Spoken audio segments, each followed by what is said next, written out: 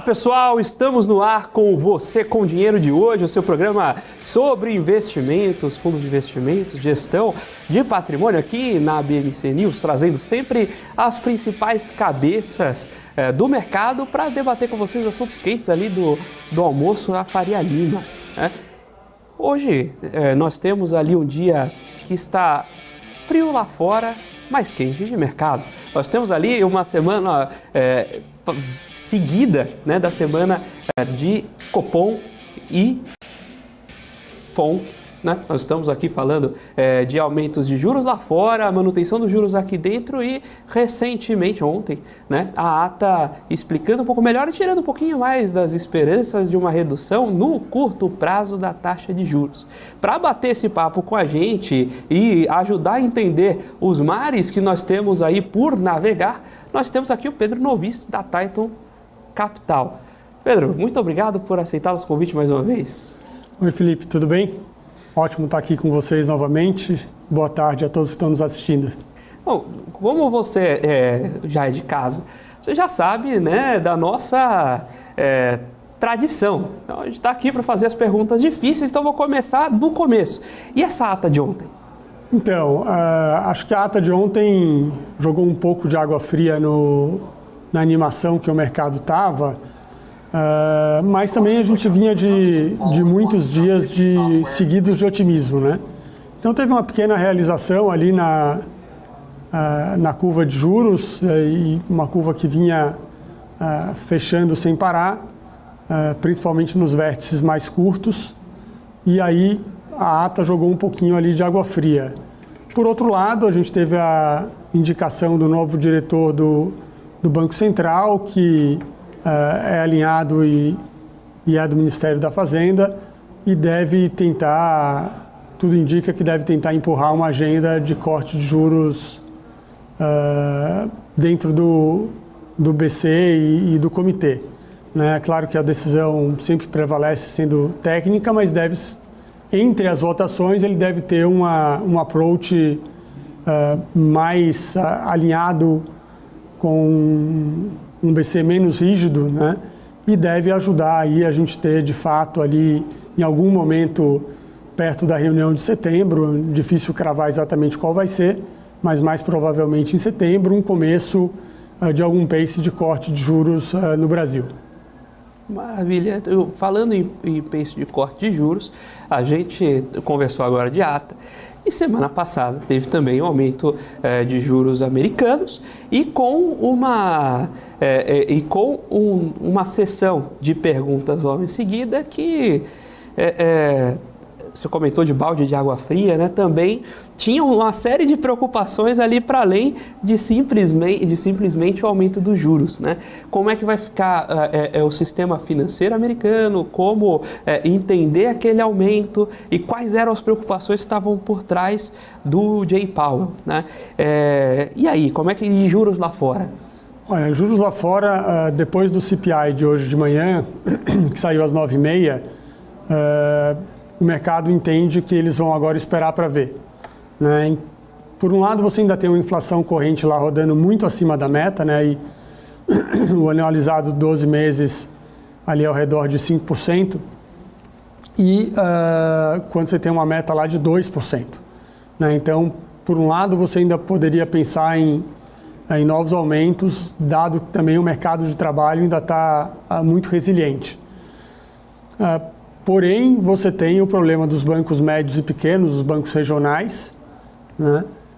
E tem que lembrar que foi uma alta de 500 pontos de uma forma muito rápida, né? Que fica muito difícil de você prever exatamente qual vai ser o lag disso, o que vai acontecer e o tamanho de uma possível recessão ou do efeito sobre os bancos pequenos e as empresas. A liquidez lá está bem apertada e, para completar esse cenário todo, você tem aí um ruído que acredito que deva passar rápido, mas é um ruído de curto prazo, que é essa autorização para que eles estourem o limite da dívida, né? E possam continuar honrando todos os pagamentos do Tesouro. Isso trouxe aí mais um ruído adicional, está sendo lá construído um consenso do Biden com o Congresso para que isso possa ser aprovado o mais rápido possível. Sobre esse ruído e aprovação de Congresso, a gente vê que não é um problema só Brasil, né? A gente fica, às vezes a gente tá mais próximo da notícia brasileira e esquece que esse é um problema global. Mas aqui dentro do Brasil a gente tem as discussões em torno do pacote de digamos, austeridade, né? A gente não pode mais falar arcabouço fiscal, né? Não fica bonita a palavra arcabouço, mas tem um pacote de austeridade. Tem um apelido pior aí no mercado, mas a gente também não vai falar hoje, né? Mas tudo indica que realmente o relator vai vir e até pediu uns dias a mais, estava previsto que ele entregasse hoje ou amanhã, e ele pediu alguns dias a mais para acabar de costurar isso com a oposição. Mas deve sim vir algumas regras a mais, que aí vamos ver como vai ser a votação disso, como que vão, através de destaques, colocar mais coisas, tirar outras. Mas deve vir sim uma regra fiscal com algumas punições a mais e com algumas garantias a mais para que force o cumprimento do superávit primário. De qualquer forma, a discussão do crescimento de receita necessário para que as novas regras do arcabouço funcionem, todo mundo sabe que a expectativa é que seja muito difícil de conseguir aquele aumento de receita, pelo menos na totalidade. Falando em aumento de receita, tem a própria questão de investimento, né? As empresas estão captando pouco pela própria condição de mercado e é uma profecia autorrealizável. Se a gente não tem solidez para reduzir juros, não tem investimento não aumenta a receita pelo desenho que a gente tem, também não aumenta a arrecadação e, consequentemente, aumenta a déficit, né? Eles têm tentado, através de medidas provisórias, criar um ambiente de maior arrecadação, principalmente cortando benefícios que foram dados no passado de vários formatos, de várias formas. Isso cabe no discurso deles de que não é um aumento de imposto, né, porque você não está mexendo em alíquotas de nada, você está mexendo em alguns benefícios e algumas isenções. De certa forma, se você for ver assim do ponto de vista literal, é verdade, mas do ponto de vista prático, não é. Do ponto de vista prático, é um aumento, sim, de imposto, né?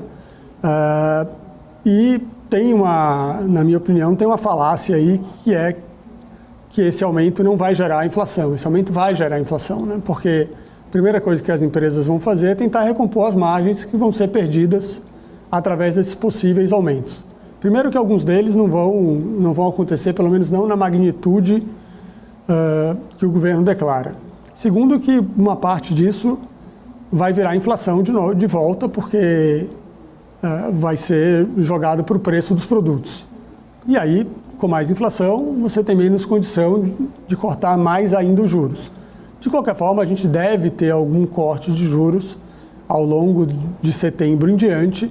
E se você pegar pela curva de juros da B3, você está precificando aí uns 300 pontos de corte ao longo de um tempo, né?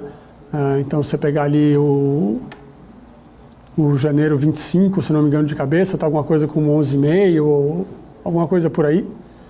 Não estou agora com o número exato aqui na frente, mas isso, para você ter esses juros médios daqui até lá, partindo do 13,75 para chegar numa média de 11,5 que seja, você vai ter que estar abaixo disso lá na ponta, né? Então você está falando aí de uns 300 pontos de corte se iniciando em setembro, se a curva estiver certa. Abrindo aqui com o dinheiro, justamente fazer essa verificação como está precificado o forward, né, termo dos juros para o fim do ano. Eu vou puxando aqui. Não para o 24, para o 25. Para o fim de 25, não é isso? Para o janeiro 25. Janeiro 25, que é virada 24. Isso. A gente está falando aí de um ano, um pouco mais de um ano e meio. Perfeito. Enquanto isso, deixa eu já puxar aqui o nickname, ele só o dia a dia, está comentando sobre a possibilidade de recessão americana. O que tem aí no radar e o que os números já estão mostrando? Olha, assim, tem o ditado que não brigue com o Fed, né? Don't fight the Fed, mas tudo indica que algum nível de recessão vai ter que haver, porque o mercado de trabalho ainda está muito forte, né? E salários também. Então, algum nível de recessão para levar isso realmente para algum nível de conversão para a meta, vai ter que ter. Mas o mercado ainda trabalha com o cenário que isso vai se dar de uma forma pelo menos controlada e não vai ser uma recessão tão forte. Mas isso tem oscilado muito nos últimos meses, nas últimas semanas, esse bom ou esse mau humor. Mas de forma geral, você vê que as próprias bolsas mostram que ninguém está esperando uma recessão tão forte assim. Por outro lado, a Bolsa Americana tem uma coisa meio parecida com a nossa Bolsa aqui, né? Só que com outros setores. Você tem algumas empresas muito grandes, que não é o mesmo peso de Vale, Petro e bancos no Brasil, mas que pesam muito sobre os índices. Então, se você olhar, por outro lado, o resultado do que é um S&P ou um Dow Jones nos últimos anos versus o Russell 2000 ou os índices mais de small caps americanas, você vai ver que tem um gap, uma defasagem, que as empresas grandes continuam indo bem e as empresas pequenas e médias não vão tão bem assim, né? Então, para a economia geral, isso eu acho que a gente pode fazer uma analogia com a mesma coisa para o Brasil, né? Uma coisa é a economia geral do país e o que estão sofrendo as pequenas e médias empresas que estão sem acesso a crédito com esses juros muito altos e uma aversão muito grande dos bancos e uma restrição maior a crédito, principalmente depois do evento das Americanas. Outra coisa é o mundo de crédito que a gente olha para colocar nos fundos, para escolher os ativos, que é um mundo ali que tem acesso a capital, que bem ou mal os bancos já estão com aqueles riscos e tem todo o interesse em que aquilo não piore demais e que ele vá rolando aquelas dívidas. Então, são dois mundos bem diferentes, né? E isso é verdade lá e é verdade aqui. Lá, obviamente, que é um mercado muito maior, com milhares e milhares de empresas que você pode todo dia negociar, seja na parte de bolsa, seja na parte de dívida. Aqui no Brasil, a gente tem uma realidade que o que a gente olha é um universo muito menor. E lá tem uma sensibilidade maior das pessoas físicas ao aumento dos juros também, né? Porque as pessoas são... Aqui você tem uma dívida que ela é basicamente pós-fixada. Então, toda vez que você aumenta muito os juros, todos os poupadores passam a ganhar mais automaticamente. Né? Seja a gente falando do nominal, seja a gente falando do real, mas obviamente a composição dos dois como está agora causa um impacto muito maior de riqueza e é por isso que a gente vê essa fuga de capitais que está tendo da indústria de fundos, porque ninguém quer correr muito risco. Agora todo mundo é amigo do CDI, como dizia o nosso último ministro Paulo Guedes, voltamos ao rentismo, né? Lá não, lá a maioria ou quase a totalidade da dívida ela é pré. Então a política monetária tem um efeito de perda de riqueza ou de ganho de riqueza com um pass-through muito mais fácil, muito mais automático, né? Então, se você pegar uma pessoa que tem um título americano de 10 anos e você jogou aquilo de 1,80 para 3,80 e ele tiver com a duration de 10 anos ainda, for um título novo, né? Você está falando que ele perdeu 20%. Então, se ele tinha lá $100 mil naquilo, amanhã, se ele precisar vender porque ele precisa do dinheiro para outra coisa, aquilo vale $80 mil, né? Aqui no Brasil, não. Se o BC faz isso, o nosso ativo não perde valor e passa a render mais no dia seguinte. Então é muito mais lento o contágio sobre a riqueza das pessoas. Então, você vê o CDI subindo e algumas pessoas ficam... Você não sabe se fica feliz ou triste, feliz, né? O cara que vive de renda acaba ficando feliz. Pois é, você... De renda financeira, né? Claro que, supondo que ele só tenha ativos de pós-fixados, super seguros, etc. Se você o mesmo sentido, se você era um empresário que até vivia de renda da empresa e pretendia fazer um evento de liquidez, um IPO, agora você está muito triste. Aí a gente vai ao contrário, né? Levando para o mundo de ações, via de regra, toda vez que os juros aumentam é ruim para as empresas, né? Claro, você tem os bancos que até um certo limite é bom para eles, também se fica muito alto, também não é bom, porque a carteira de crédito começa a deteriorar, mas um pequeno aumento é bom porque rende mais, né? E ele consegue colocar mais spreads, etc. E o caixa rende mais. Mas as empresas são poucas que são caixa líquido, né? Normalmente você trabalha numa estrutura de capital que você tem algum grau de alavancagem, né? Para chegar numa estrutura ótima de capital, e aí aquela estrutura não fica mais ótima, né? E várias empresas que estavam aí ao longo da pandemia se alavancaram um pouco mais e estavam numa fase de crescimento acelerado e estavam ali com uma dívida líquida perto de 3 vezes EBITDA, a conta ficou complicada, assim, né? Não é que ela não vai pagar, vai dar tudo certo, mas ela vai ter que passar um tempo crescendo menos ou não crescendo e desalavancando um pouco essa dívida, porque com esses juros altos ela está trabalhando para pagar o debenturista. Agora, vocês até não têm tanto fundos de crédito privado quanto fundos de ações. Sim. Né? E já vou perguntar sobre o mercado também, mas olhando para as empresas primeiro, dado que você já trouxe o assunto, teve um pouquinho de exagero ali na onda de juros baixos na alavancagem das empresas, que elas não pensaram no dia de amanhã, ou de fato não tinha muito o que ser feito? Olha, assim, olhando para trás é fácil, ninguém também esperava que a inflação fosse... Todo mundo esperava que a inflação fosse voltar, mas não esperava que fosse voltar talvez na velocidade que voltou, né? Sem dar tempo para as empresas se ajustarem tanto, né? E o que teve foi, naqueles juros nominal muito baixo, tinha ali de fato, e agora obviamente olhando para trás é fácil falar, tinha uma oportunidade de hedge da dívida ali, para na hora que os juros tivesse que subir de novo, elas até se protegessem e o que elas iam ter que pagar a mais de juros para a dívida delas tivesse redeado. Mas isso obviamente que é muito fácil falar agora, e se os juros tivesse demorado mais para subir, isso teria custado bastante para as empresas. Mas olhando para trás, claramente algumas delas perderam uma boa oportunidade desse hedge. Mas as que tinham ali uma dívida mais controlada, estão navegando bem. E, assim, o que a gente vê é que o problema foi mais também o efeito Americanas, né? Porque senão estava muito mais fácil delas irem rolando as dívidas, muito mais fácil do mercado estar mais calmo.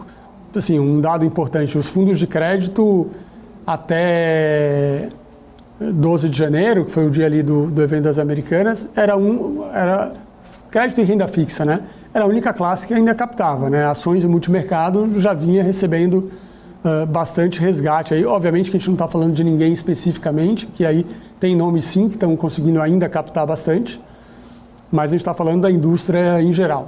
Tem um banco aí que, mesmo, independente do que aconteça, capta em dezenas de bilhões, né? Mas o banco é o banco, é diferente. Né, assim, se você for lá com dinheiro, por exemplo, e olhar, você vai ver lá especificamente fundos que têm net positivo de entrada aí ao longo dos últimos meses. Mas tem sido poucos nomes, né? E mesmo em classes como multimercado, que ano passado, na média, tiveram um ano muito bom, né? Mas a classe como um todo teve saída, e não foi pequena, de recursos, né? O net new money que a gente chama, que é a diferença entre captações e resgates, né? Independente de queda ou de aumento do valor da cota. Mas depois de 2 de janeiro, não. Depois de 12 de janeiro, depois de 12 de janeiro, isso também ficou verdadeiro para os fundos de renda fixa e de crédito. A gente acompanha isso de perto, né? Interessa muito a gente. E o que a gente vê é devagarzinho uma diminuição dessa quantidade de saída, mas ainda não inverteu. Então você ainda tem ali um vendedor marginal, mas a gente já vê que isso está diminuindo e pode ser que daqui a pouco você comece a ter um comprador marginal se esse negócio se inverter. A gente acha que os spreads de muitos desses papéis, com essa onda de saques, acabou chegando num nível que as empresas não merecem. Elas não pioraram, foi só uma ação do mercado, mas não que as empresas tenham piorado tanto assim, né? A gente, inclusive, acabou algumas semanas atrás de abrir um novo fundo de crédito, high yield, justamente para capturar um pouco desses spreads que a gente acha que abriram demais, a gente acha que é um bom ponto de entrada. Vamos ver aí, daqui a alguns meses a gente volta aqui e eu consigo explicar se a gente estava certo ou não. E agora você comentou de montar um fundo high yield, né?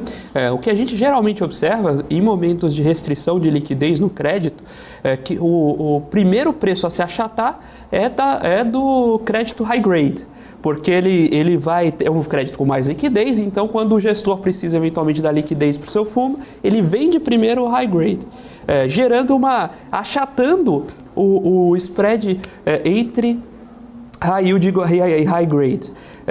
Vocês estão encontrando oportunidades em high yield, então? Estamos, a gente está encontrando oportunidades e a gente vem montando essa carteira, né? A gente tem um objetivo nesse fundo de ter um carrego bruto CDI mais 5,5, enquanto o objetivo no fundo mais antigo é um objetivo de CDI mais 3,20 a 3,5.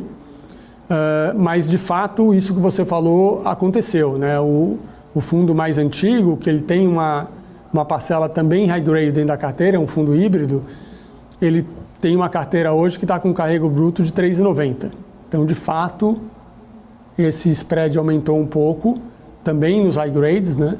Ali em torno de uns 150 pontos na média, e ele se aproximou um pouco mais do carrego da outra carteira, né? Mas a gente acha que isso é uma coisa que é uma distorção pontual e que isso vai se ajustar da mesma forma que aconteceu no começo da pandemia, ali com aquela abertura muito forte que teve em março 20, por razões obviamente muito diferentes das da agora, mas a gente também acha que isso se ajusta e daqui a um tempo a gente volta para um carrego mais para perto de 3, 3,20, 3,30. Então, além de você entrar agora no momento de yields mais altos, você ainda vai ter uma compressão, que uma parte disso você vai capturar mais rápido e outra parte você vai capturar pelo próprio carrego de uma forma mais lenta. E, inclusive, dando aquela tecla SAP lá para a audiência, quem está chegando agora não conhece aí nos termos high yield, high grade, o carrego das carteiras. High yield são os títulos de maior eu vou falar aqui de uma forma... uma discussão, se é um maior risco ou se é um maior ganho potencial ali, porque ele paga melhor do que os outros, né? Aí eu acho que é a parte que cabe a gente de conseguir comprar títulos que pagam mais, né? E ao mesmo tempo não ter um risco superior proporcional, senão perde a graça da brincadeira ali, né? E o high grade são os títulos que tem. O nosso papel é justamente achar esses títulos que por alguma razão estão no momento que eles pagam um pouco mais, então, por exemplo, empresas na média um pouco menores, na média que estão acessando o mercado de capitais pelas primeiras vezes, não necessariamente a primeira, mas não é uma empresa que já tem um histórico muito grande, com muitas dívidas, uma empresa listada que todo mundo conhece, então necessariamente, talvez não seja a palavra correta, mas você vai pegar uma Vale, obviamente, vai pagar um yield muito menor do que uma Aura Minerals, né, que é uma empresa de exploração de ouro, não é só no Brasil, mas que tem bastante minas no Brasil, uma empresa com donos brasileiros. Então, são empresas com históricos, com tamanhos diferentes, mas a gente acha que as duas servem para os portfólios em diferentes tamanhos, em diferentes momentos. E o carrego é essa taxa que você calcula se você carregasse a carteira inteira até o fim, como Exatamente. Na média você está se posicionando. Se nenhum preço mexesse até o final e a gente fosse nisso tudo até o vencimento, é quanto a gente teria até o vencimento hoje. Muito bem, então eu estou puxando aqui com o dinheiro, então aqui a gente tinha conversado de curva spot forward, né, de juros, para dezembro, aí eu estou interpolando aqui, estou com a curva interpolada, então para dezembro 24, a gente está com o spot a 11,8 e forward a 10,3, então a gente está esperando um pouco os 3 que a gente pontos falou, né? lá, 3,5. 11,5 é um pouco acima, né? Mas é isso que a gente falou, esse negócio tem que cair uns 300 pontos, que é o 13,60 até o 10,30, 330 pontos. Né? É muita coisa. É bastante coisa. Cair um ano aí. Em um ano e meio. Pois é, e aí se você pensar, e por outro lado, é muita coisa, assim, a queda... Mas ainda vai ser 10,30, né? Mas ainda vai ser 10,30, a gente está falando, olha... Ainda 2 dígitos. Se a gente pega spot médio aqui, a gente está falando até maio, vou colocar 3 anos para frente, maio 26. O spot está 11,5. Você coloca os 5 pontos de spread aí, a gente está falando de 16,5 de custo de captação para uma empresa via crédito emitido, né? Não é...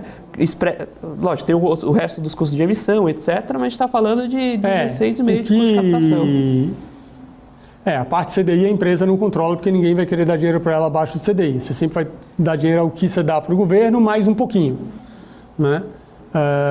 E aí vai depender da empresa, do quanto ela cresce, né? Do quanto é o units economics dela e quanto que ela ter mais dinheiro faz ela crescer. Né? Você pegar uma empresa, como as empresas, que não é o que a gente faz, mas se você pegar uma empresa, por exemplo, que está começando e está crescendo sobre uma base muito pequena e consegue crescer vezes ao ano, né? Para ela, às vezes, uma dívida cara, aparentemente muito cara, é muito melhor do que ela diluir o equity se ela não estiver precisando de um aporte muito grande, é muito melhor, às vezes, ela tomar uma dívida do que ela captar mais no equity, né? Porque aí os donos ali, os fundadores, os executivos vão ser muito diluídos, né? Porque não vão conseguir, via de regra, acompanhar. E como ela cresce muito, às vezes, aquilo que parece caro é barato para ela em relação ao equity. É melhor. E aí depois dela já com um tamanho muito maior, aí sim ela vai fazer uma captação de equity, onde ela vai ser muito menos diluída. Então, tudo depende do quão a empresa é boa, apesar dela ser pequena. Se ela for boa, tiver um pace de crescimento excelente, às vezes é melhor uma dívida cara do que equity para a empresa, pensando nos fundadores, nos executivos. Pensar em pecking order, né? Quando a gente pensa em finanças corporativas, né? Como é que você decide a forma de captação, né? Primeiro você vai tentar captar a dívida para não perder o equity. Né? Exatamente, mas tudo depende dos momentos. Às vezes não tem jeito. E aí é market timing, né? Tem uma teoria para cada leitura. Pessoal, estamos batendo esse papo aqui com Pedro Novis, sócio fundador da Titan Capital, sobre o mercado atual de juros e os produtos financeiros que naturalmente estão correlacionados. A Titan tem fundos de crédito privado e ações. A gente vai ainda no segundo bloco debater um pouco mais sobre esse tema. Agora, eu queria, antes de passar para o intervalo, pedir aquele tradicional like para vocês. Então desce o dedo ali no like. Acabamos de passar os 300 likes no programa de hoje. Vamos tentar buscar os 350 aí, pessoal. Deixa ali também seu comentário, sua dúvida, sua pergunta e vamos aproveitar aqui a presença do convidado. O Regis Andrade ali falando, nós não perdemos o chat aqui não, é que às vezes a gente não consegue passar na hora. O Regis falando ali sobre o programa, elogiando o programa e pedindo as tradicionais perguntas difíceis. E a gente conta com a colaboração do chat para mandar essas perguntas para a gente também. Boa tarde ao melhor apresentador do MMC. Muito obrigado pela gentileza, Regis. Pessoal, agora nós vamos caminhando para o finalzinho desse primeiro bloco. A gente vai para um breve intervalo e daqui a pouquinho a gente volta com mais Você com Dinheiro. Fique aí, não saia. A gente já volta com Você com Dinheiro e respondendo as suas perguntas, especialmente as mais difíceis.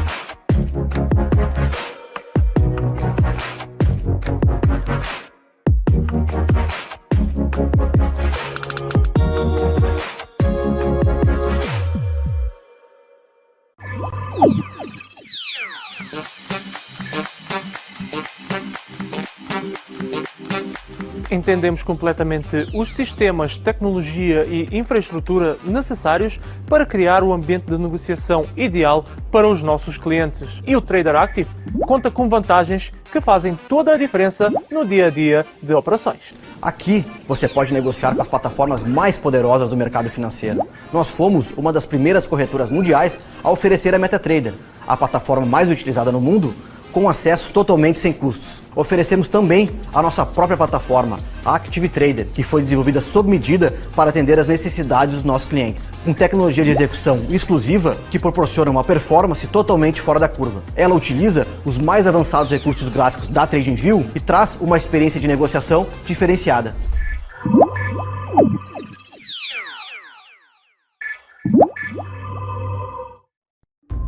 Já pensou se não existisse essa pergunta?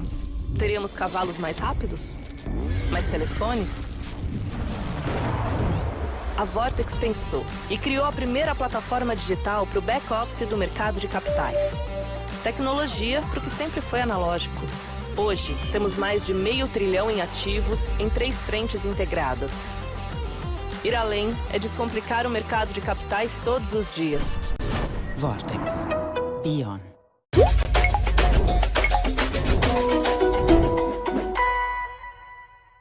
Você sabia que as bonificações de ações têm que constar em 2 partes da declaração do imposto de renda? Eu vou te explicar. Primeiro você declara em rendimentos isentos e não tributáveis, no Código 18. Depois você precisa ir lá em bens e direitos e acrescentar o valor da bonificação no preço médio pago pela ação.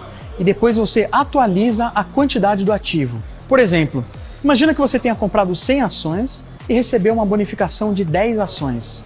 Agora você tem, então, 110 ações. Digamos que você tenha investido um total de R$5.000 nas ações e que a bonificação tenha sido de R$100 no total. Então, o valor final que você vai ter que declarar é de R$5.100. E agora é só calcular o novo preço médio. São R$5.100 divididos pelas 110 ações, que dá R$ 46,36 por ação. Finalmente, você entra lá em bens e direitos e na descrição do bem você coloca 110 ações, código tal, ao preço médio de R$ 46,36 cada. E no campo situação em 31/12/2022, você coloca o valor de R$ 5.100. Ou então você pode simplesmente usar um aplicativo parceiro da B3 que faz tudo isso automaticamente para você, como o Grana. O Grana está disponível na página de parceiros no site da B3.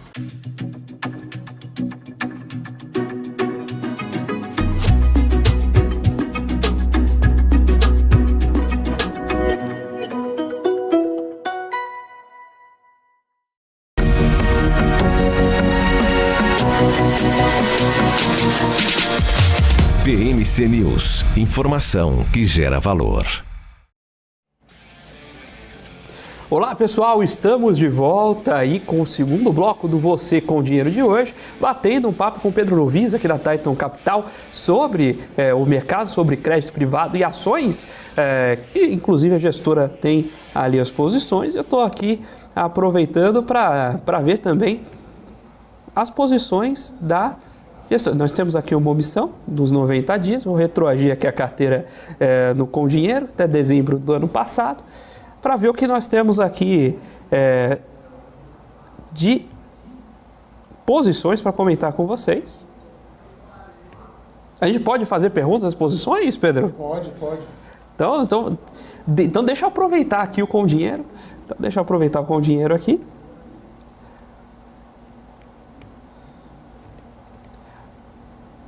Você já tinha me dado um pequeno spoiler no intervalo que as principais posições estavam subindo hoje.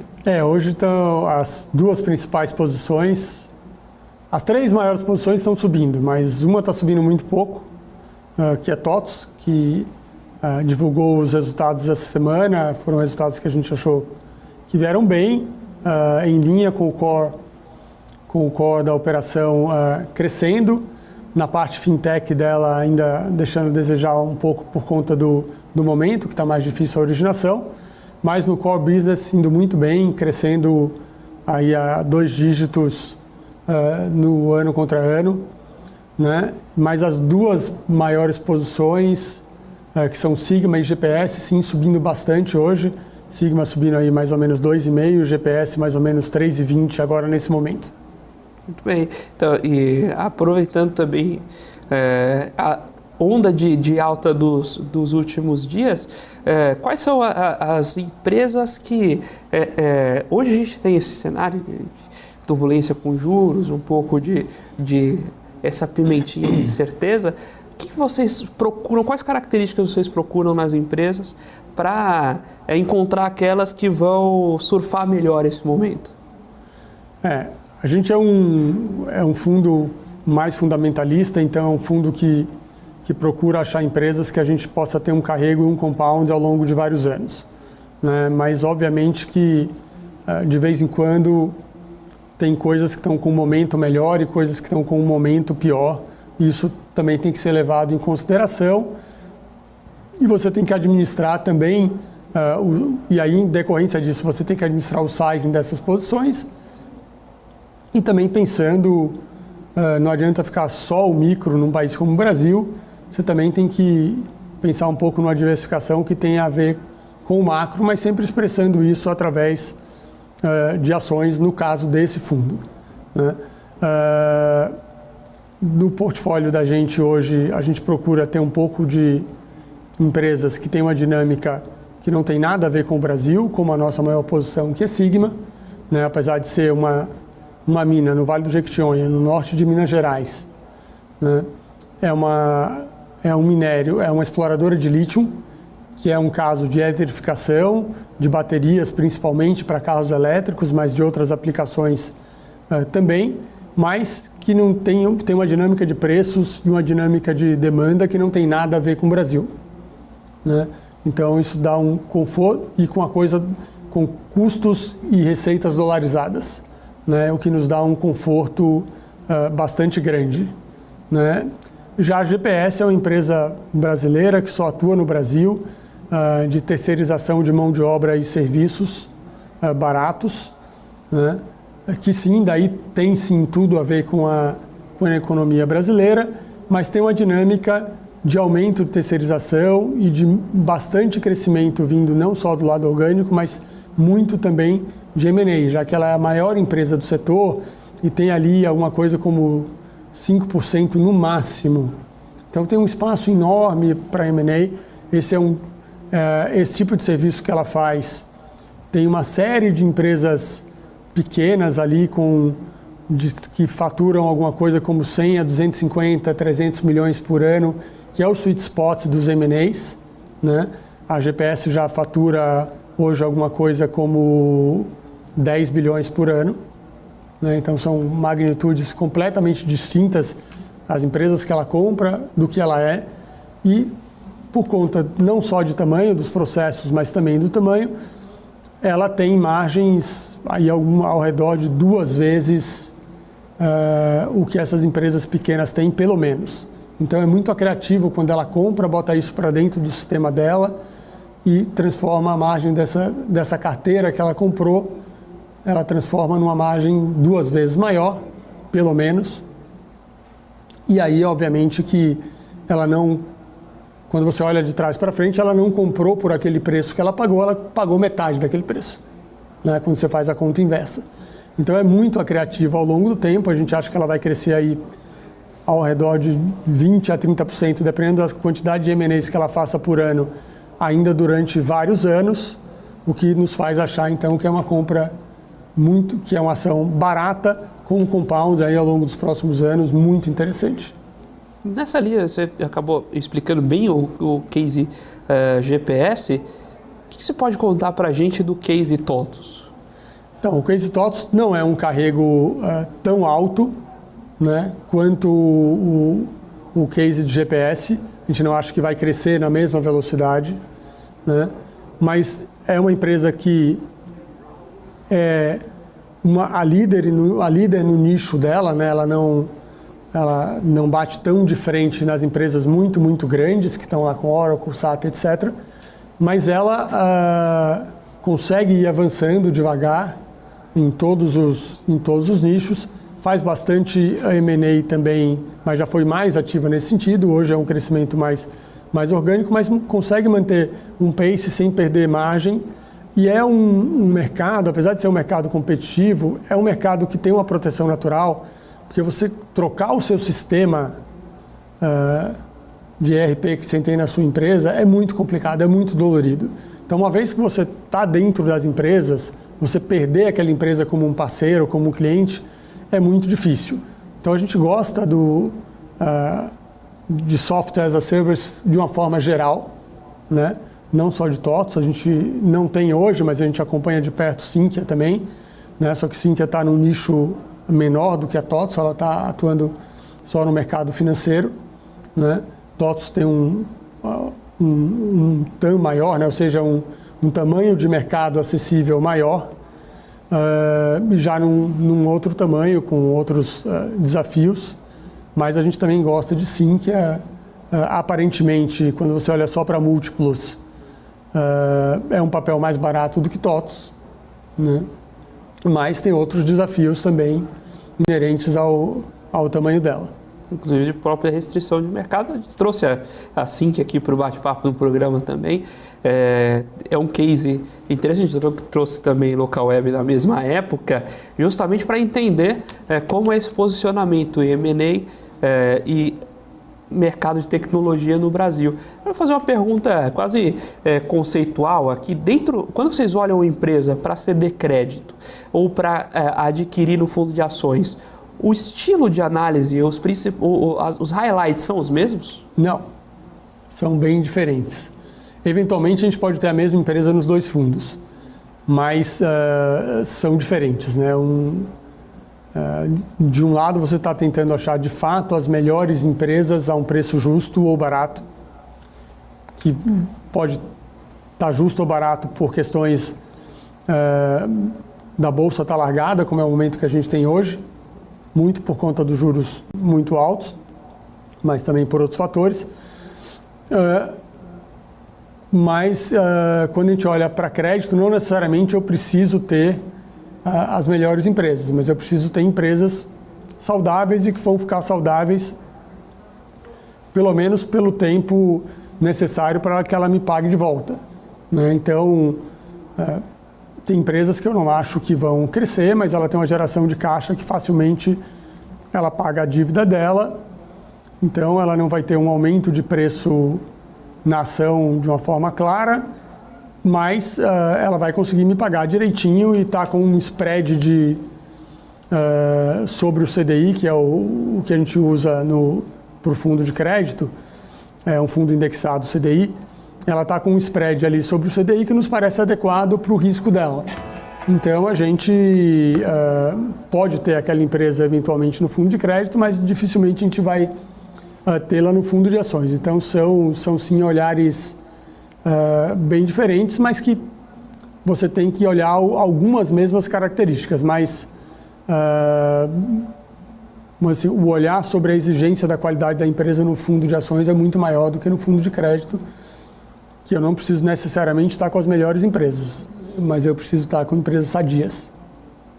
Você comentou bastante sobre o ponto de Americanas no mercado de crédito, como afetou inclusive a captação, né, dos fundos de crédito privado que vinham com desempenho positivo ainda dentro desse ano, né? A gente tem um ano difícil para a captação de fundos, porque as pessoas estão indo para o que é mais cômodo e o mais cômodo está rendendo 13,75 ao ano. Ou quase isso, ali você tira o custo do fundinho, ou se ela for para um CDB de um bancão, vai estar rendendo mais ou menos isso. Agora, você acompanhando o mercado, vendo esse mercado e a construção dele, esse caso de Americanas, existem instrumentos para o mercado evitar esse tipo de situação? Ou já estava sendo feito tudo o que dava para ser feito? Algum tipo de risco como esse sempre vai existir? Olha, no caso de Americanas, acho que a gente tem que separar um pouco do risco normal de mercado, né? O risco normal de mercado é a empresa entrar num processo de piora muito acelerado, em que você o mercado, de forma geral, não vai percebendo ou percebe muito rápido tudo de uma vez, e aquele negócio entra num preço de default e fica sem liquidez, você não consegue sair da posição a tempo de não perder quase que todo aquele tamanho que você tinha ali naquele ativo.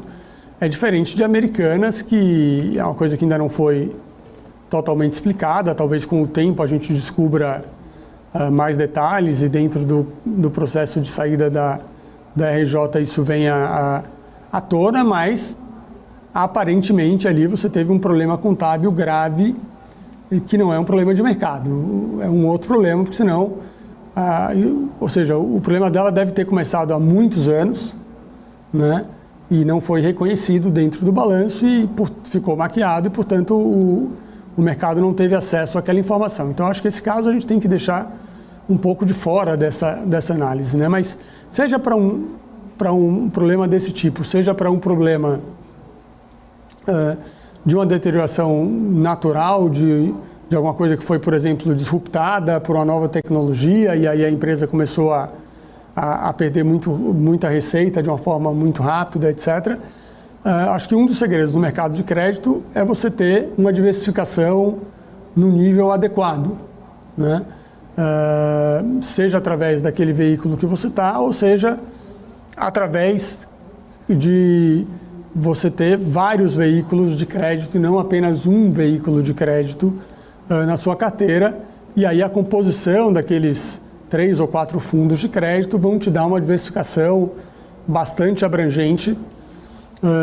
E se um papel especificamente tiver problema, talvez, primeiro, ele não esteja em todos os fundos, então isso é importante também de ser visto quando você vai montar a sua cesta lá de fundos de crédito, senão são fundos muito, muito parecidos, são fundos que têm um approach um pouco diferente e uma carteira um pouco diferente, e aí você tem uma diversificação mais adequada, né? Então, um dos segredos é esse. Então, sei lá, você tem 4 fundos, cada um tem 50 a 80 posições, e elas tiverem uma sobreposição muito pequena, se você tiver um problema em uma posição isoladamente, talvez aquilo vá causar uma perda pontual ali de 0,20, uma coisa palatável, e com 1 ou 2 meses você já está no CDI novamente, né, e vida que segue. Então, acho que esse é um dos grandes segredos. E é por isso que a gente acha que com fundos adequados, vale a pena você fazer essa carteira, ao invés de você achar que na pessoa física você vai controlar 100 nomes dentro do seu portfólio, vai estar bem informado dos 100 nomes e você vai conseguir sair dessas posições antes delas terem algum problema, se eventualmente elas forem ter algum problema. Né? Defendendo um pouquinho aqui a indústria. Estamos aqui para isso. Agora, aproveitando, você está falando em indústria, a gente está chegando aqui no final do programa. Conta um pouco para quem quiser investir na Titan, onde encontra os fundos, onde encontra vocês, redes sociais, e-mail. Aproveita aí o espaço, aquele espaço para promover mesmo. Fica à vontade aí. Obrigado pela oportunidade, Felipe. Vocês podem achar a gente no nosso site, né, titancapital.com.br. Né, a gente está também no Instagram, no LinkedIn. A gente tem uma equipe de RI que está à disposição para atender todo mundo. E além disso, a gente está já em algumas plataformas, né, algumas sob demanda, outras já você entrando no aplicativo já vai conseguir enxergar. E se você procurar lá pelo nome Titan, vou dar assim para BTG, Orama, Warren, Genial. Estou esquecendo alguma? Pedi uma cola aqui para os universitários. Mirai. Você vai achar lá os nossos fundos. Tem algumas que tem os 2 fundos, algumas tem um dos 2 fundos, ou de ações ou de crédito, mas procurando pelo nome Titan, vocês vão achar. Ou então, podem procurar a nossa equipe de RI através do nosso site, telefone, LinkedIn, Instagram, que a gente vai estar sempre à disposição para entrar em contato e responder tudo que for necessário. Maravilha. O passivo de vocês geralmente está em pessoa física ou jurídica? Física, pessoa física, um pouco através das plataformas, às vezes clientes que a gente nem tem um acesso final a eles, ou outros clientes que acessam a gente diretamente e a gente daí tem acesso a esse cliente, e também através de multifamily offices que aplicam um pouco conosco para a carteira de clientes deles. Maravilha. Pedro, muito obrigado mais uma vez por aceitar nosso convite. É um prazer recebê-los aqui, você pessoalmente, e a Titan Capital. Obrigado, Felipe. Lembrando que também os nossos recursos dos sócios estão também aplicados nos mesmos fundos dos clientes, as mesmas taxas dos clientes. Maravilha. Pessoal, ficamos por aqui com você com o Dinheiro de hoje. Muito obrigado pela sua audiência, muito obrigado pelo seu comentário, suas perguntas, seu like. Muito obrigado por fazer do nosso trabalho reconhecido e que alcance vocês. Nós fazemos o programa aqui todos os dias por vocês. Fiquem agora com o closing para o fechamento de mercado. Nós estaremos de volta amanhã, sempre às 15 horas, com Você com Dinheiro. Estamos passando aqui hoje com 326 likes. Me ajudem aí, quem ainda não deu like, dedo no like aí para a gente passar para o carro o programa ali perto dos 350 likes, tudo bem? Pessoal, ficamos por aqui. Até amanhã com mais Você com Dinheiro.